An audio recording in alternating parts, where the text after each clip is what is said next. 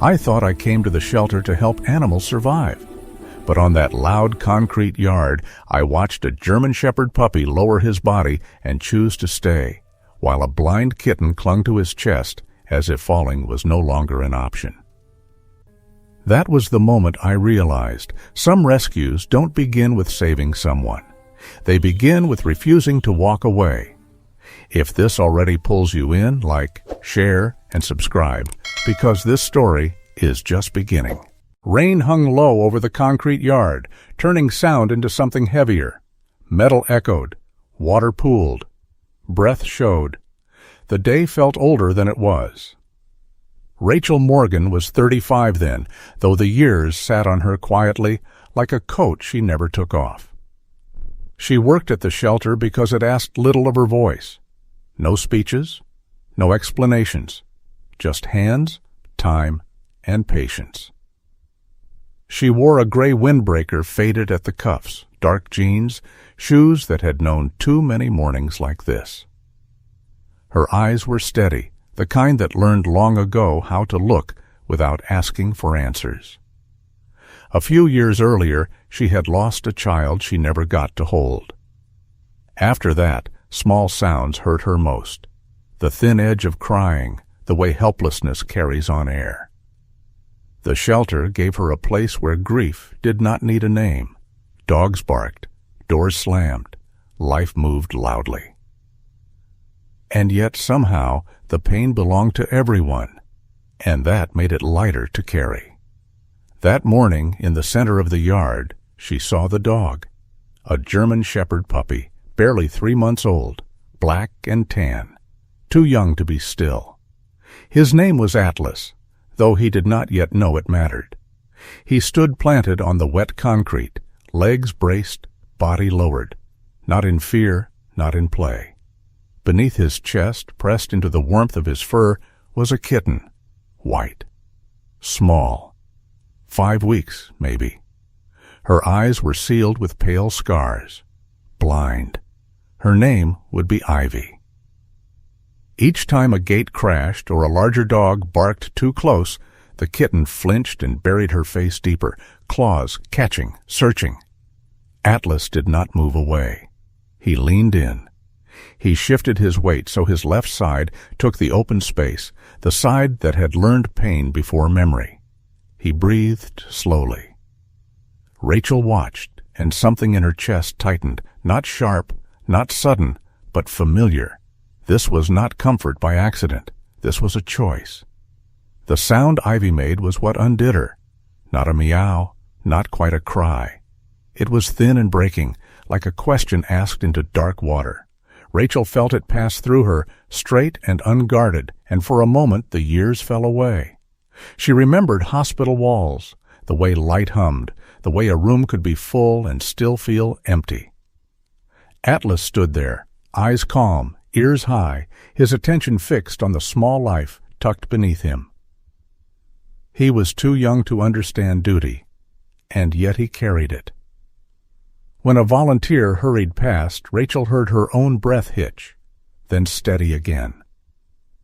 She realized she was waiting, not for someone to intervene, but to see if the dog would leave. He didn't. He adjusted, just enough, stayed. In that stillness, Rachel felt a shift she could not yet name. Not hope. Something quieter, something earned. She stepped closer. Her voice, when she spoke, surprised her with its softness. "Easy," she said, though she wasn't sure to whom.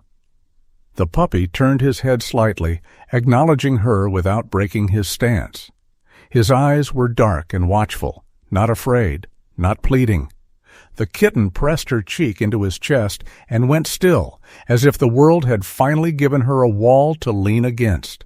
Rain ticked on the chain-link fence. The yard went on making its noise. Rachel understood then that some creatures do not wait to be saved. They wait to be needed.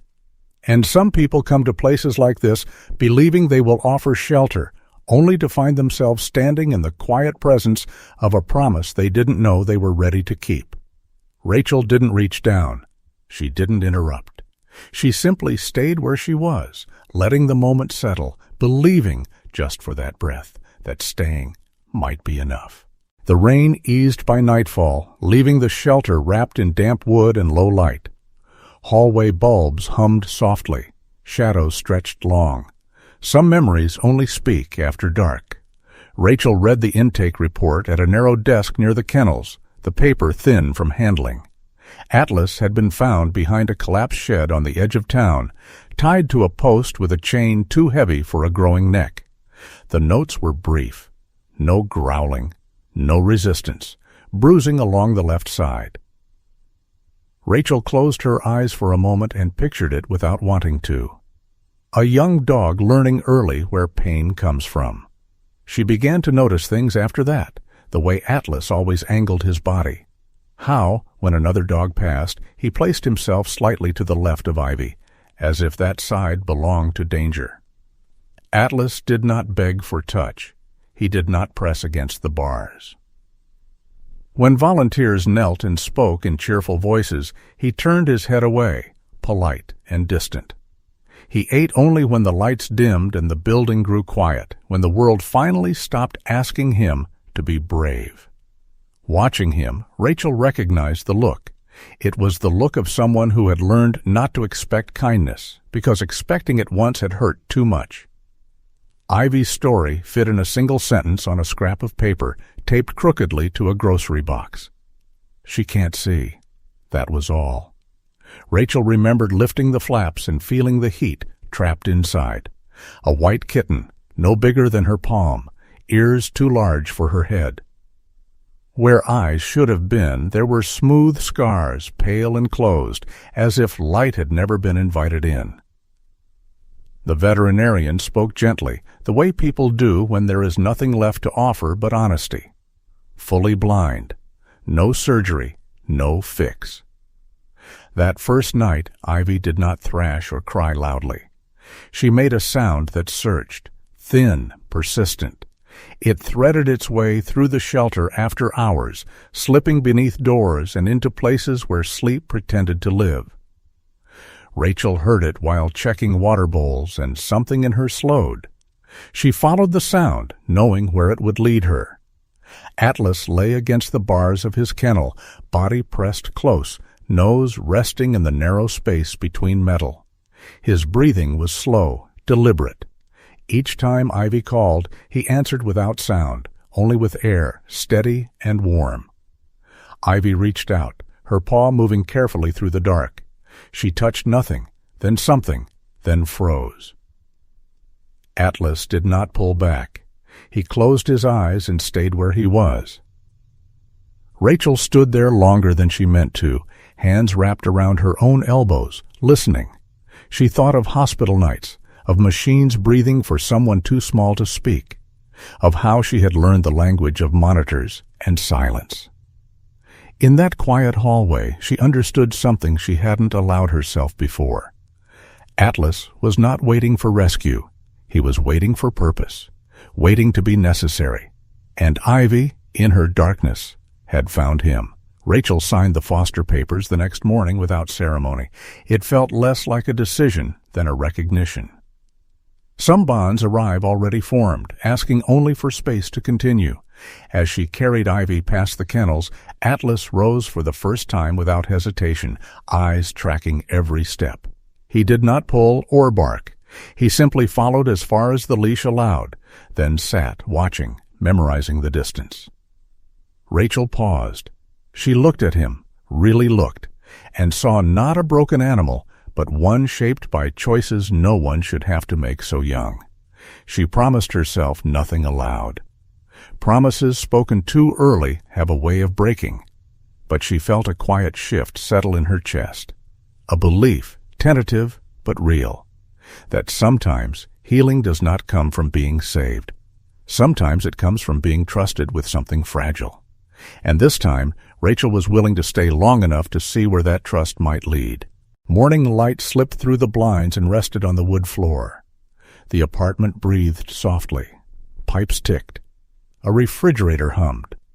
Small sounds waited to be heard. Rachel's place was modest and worn in honest ways. Second-hand furniture, scratches on the doorframe. a narrow couch that held the shape of long evenings. She moved quietly, as if sound itself might bruise. Ivy felt every noise. The fridge's low growl made her stiffen. Water in the pipes sent a tremor through her tiny body. A car passing outside pressed her flat against the blanket, trying to disappear.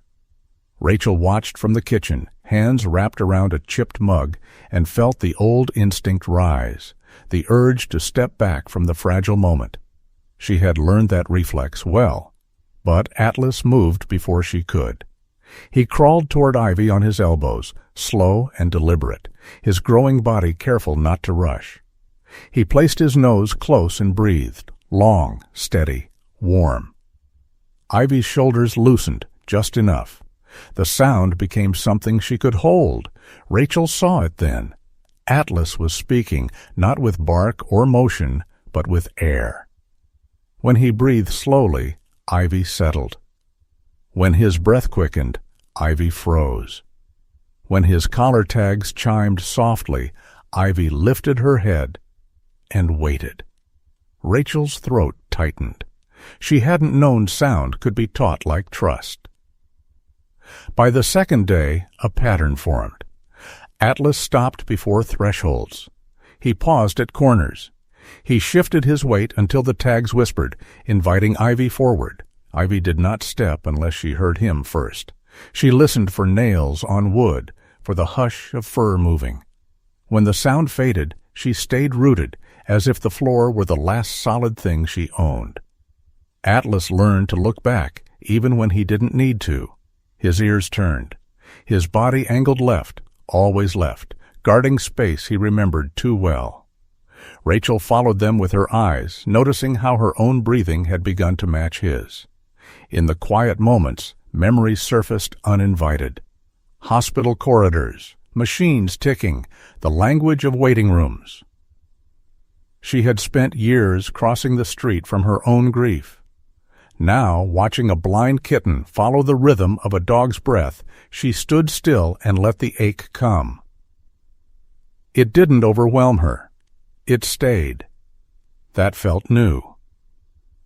In the afternoons, Rachel sat on the floor and made a map without lines. Couch to rug. Rug to doorway. Doorway to kitchen tile. Atlas stood first, uncertain but willing. He took a step, then another. Ivy followed the sound, crooked and brave.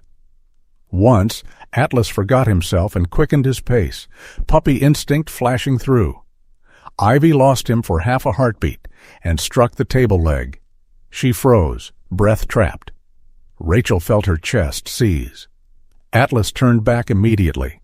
He touched his nose to the top of Ivy's head and breathed loud and slow, as if saying, "Start from me again." They tried the path each day. Atlas learned to stop before Ivy did. He waited for Whiskers to brush his leg before moving on. One afternoon, Ivy followed too confidently and walked straight into Atlas's food bowl, ending up chest deep in kibble. Atlas stood there, head tilted, undecided, then stepped aside and let her be. Rachel laughed once, surprised by the sound of it. It felt like a door opening. That night, the apartment settled into its familiar hush. Rachel lay awake on the couch, listening to the quiet she had once feared. In the corner, Atlas stretched out on the rug, long and warm. Ivy climbed down from the couch by feel, landing awkwardly, then turning her head toward the sound of his breathing. She missed him by an inch. Without lifting his head, Atlas shifted just enough that her next step found fur. She pressed in and went still. Rachel closed her eyes. She understood now that no one had taught Atlas this work. He had chosen it, and in choosing it, he had given her something back. Permission to listen without running, to stay with what was small and uncertain. She didn't make promises. She made room for sound, for memory, for the slow belief that some maps are drawn not on paper, but in trust. The pet store lights were too bright, the air sharp with rubber and metal. Cages rattled, children laughed. Every sound arrived without warning. Rachel stood near the adoption tables with Atlas at her side and Ivy's carrier tucked close to her knee. She had dressed carefully that morning, as if calm could be worn. The store was full of movement, hands reaching, leashes clinking, voices rising in practiced cheer. Ivy felt it all at once. Her body tightened, her head lifted. When a metal latch snapped open somewhere behind them, the sound that came from her was not a cry, but a drop. Thin, falling, endless. It went straight through Rachel. She felt the old hospital air return, the beeping she had memorized against her will. Atlas heard it before she did. His body surged forward, leash pulling taut, nails scraping tile. He dragged himself toward the carrier and pressed his side hard against it, turning his back to the people around them. The message was simple. He was not asking. He was staying. A volunteer apologized softly. A man stepped back. Rachel's hands shook, but she did not move. She watched Atlas breathe, fast at first, then slower, until Ivy's trembling eased. The noise continued around them, but a small private silence formed at their feet. The emails arrived that night, one after another. Kind words, hopeful phrases. "We'd love the shepherd. He'd be perfect for our yard. We can't take a blind cat." Rachel read them at the kitchen table, the same chipped mug cooling beside her. Each message carried the promise of a good life for Atlas alone. She printed the consent form and set it before her. The pen felt heavier than it should have. She wrote his name, then stopped. From the living room came a soft thud. Ivy had climbed down from the couch and lost her way. She turned in a small circle, searching for a sound that wasn't there. Rachel opened her mouth to call Atlas back. Before the word could leave her, Atlas turned on his own. He left Rachel standing in the doorway and went to Ivy, placing his body where she could find it. Rachel lowered the pen. Her chest ached with recognition. She had spent years telling herself that letting go was the kindest choice. Now she saw the truth she had avoided. She was about to do what Atlas had already refused to do. The meet and greet room smelled of disinfectant and hope. The family arrived with careful smiles. A man in his 40s, clean-shaven, wearing a windbreaker too new, his voice steady but eager. A woman beside him, practical shoes, tired eyes, kindness she had learned to ration. They spoke softly. Atlas surprised Rachel. He bowed and bounced once, tail giving a cautious wag. For a moment, he looked like any other puppy, light and open. Rachel felt herself loosen. Maybe this was enough. Maybe love could travel in one direction. When it was time to leave, the man took the leash. Atlas followed him 3 steps. Then he stopped. His body turned back toward Ivy's carrier. He sat, weight firm, a low sound rising from somewhere deep. They coaxed him gently. He did not move. The leash slipped. Atlas backed out of the collar and ran, not wild, not afraid, straight to Ivy. He pressed his side to the carrier again, anchoring himself there. The room fell quiet. The woman exhaled and shook her head. "We didn't understand," she said. "We can't do this." After they left, the shelter director closed the door and spoke low. 48 hours. Then we separate them. That night, the hallway in Rachel's apartment felt longer than before. The lights were dim, the floor creaked. Ivy set out from the living room, her steps uncertain. She bumped the wall, corrected, paused. At the far end, Atlas lay waiting. He did not go to her. He made himself a sound, soft, repeating. A beacon made of breath. Ivy followed it, step by careful step, until her nose met his chest, and she folded into the curve of him. Rachel sat on the floor and filmed without thinking, hands steady for once. She posted the clip with a single sentence. "If you were in his place, would you walk away?" When she set the phone down, She did not wait for answers. She listened to the quiet. It felt different now, not empty. Holding. Morning came clear and pale, the kind of light that forgives the night. Dust floated, wood warmed. The house listened before it spoke. The message arrived just before noon, buried among hundreds of voices. Daniel and Hannah Brooks, from Pittsburgh. They wrote plainly, without flourish. Early 40s, both of them. A small house with soft floors. Years of caring for animals that needed more time than most people had. They did not ask for exceptions. They asked for both. When they came, they carried themselves gently as if the room might bruise.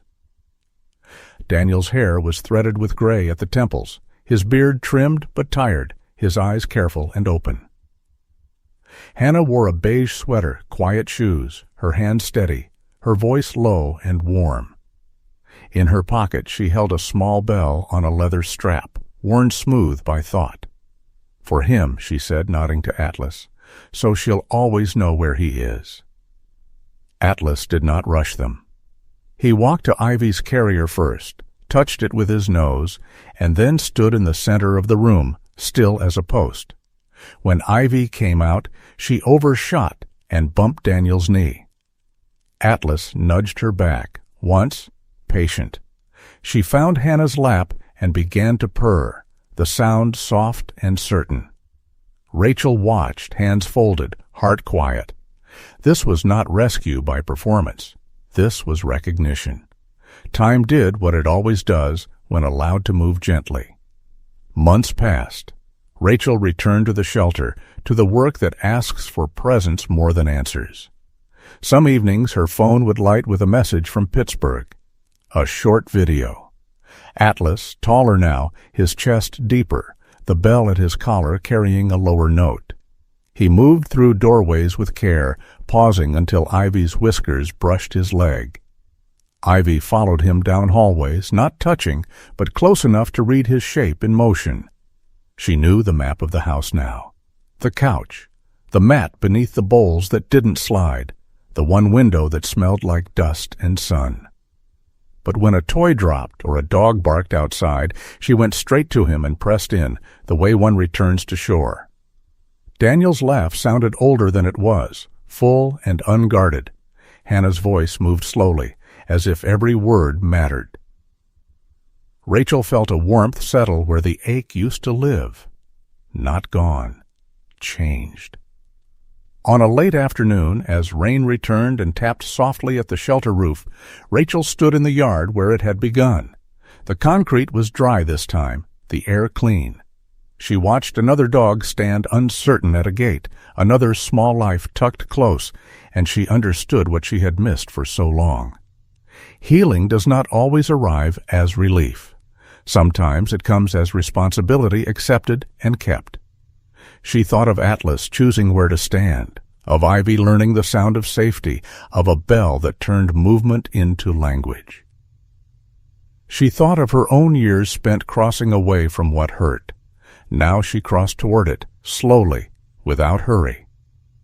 She opened a notebook and wrote the line she would carry with her, the one that had grown true by being lived. Not every rescue begins with mercy. Some begin with the need to be needed. She closed the book and let the rain speak. The sound no longer frightened her. It felt like a promise kept. If this story reached you tonight, know this: you are not invisible. Loneliness, illness, aching joints, quiet rooms, they do not mean your life has lost meaning. Like Atlas and Ivy, we are still needed, even when the world grows quiet. If you felt something here, please share this story, leave a comment, and subscribe so we can keep walking together. May God bless you, strengthen your body, comfort your heart, and remind you, you still matter.